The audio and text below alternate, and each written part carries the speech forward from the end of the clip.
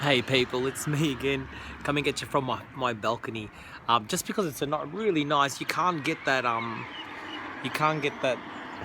sunset. But okay, what I have to tell you about is I saw in the hospitality magazine that today a chef was fined $2,500 for eating his dinner in the kitchen. So,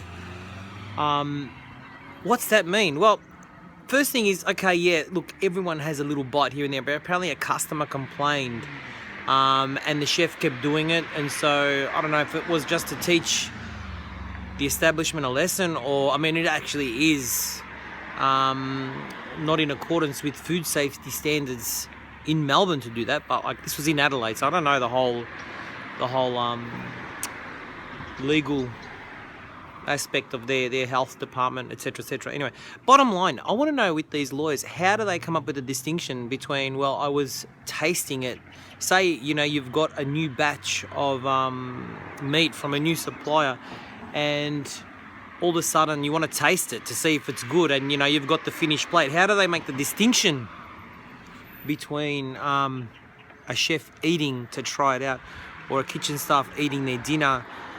Where does the line move around to? Interesting facts and concepts in relation to that can pretty much, where do you draw the line, and where do you come up with a distinction between what was a meal that was getting tried out for professional reasons, or what was, someone just tucking into a meal because, they were fucking starving, as you do. I mean, who gets a chance to have, and people that are not in our industry don't understand who gets a chance to have a fucking break some days. Like, I know legally we're meant to work X amount of hours and stuff, but, some days, you have staff that don't roll up and, you just got no time for dinner.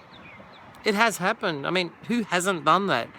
But yeah, interesting. Obviously, the customers complained, and that should have been addressed.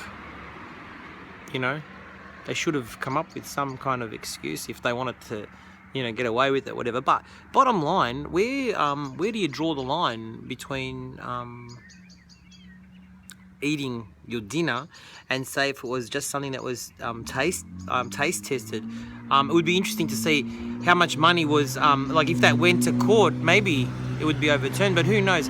I just thought it'd be an interesting share, and it's 2015 in November, and so that just happened today.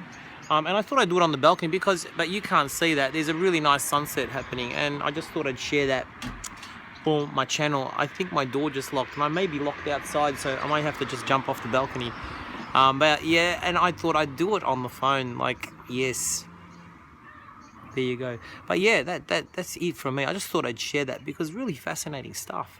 When you think about, people that don't work in hospo, for them, unacceptable. But people that work in hospo, everyone's like, oh yeah, of course I fucking have a little bite here and there. Who hasn't snuck a cherry tomato in when they're walking past? Interesting. But that's it from me, signing off. Have a good night.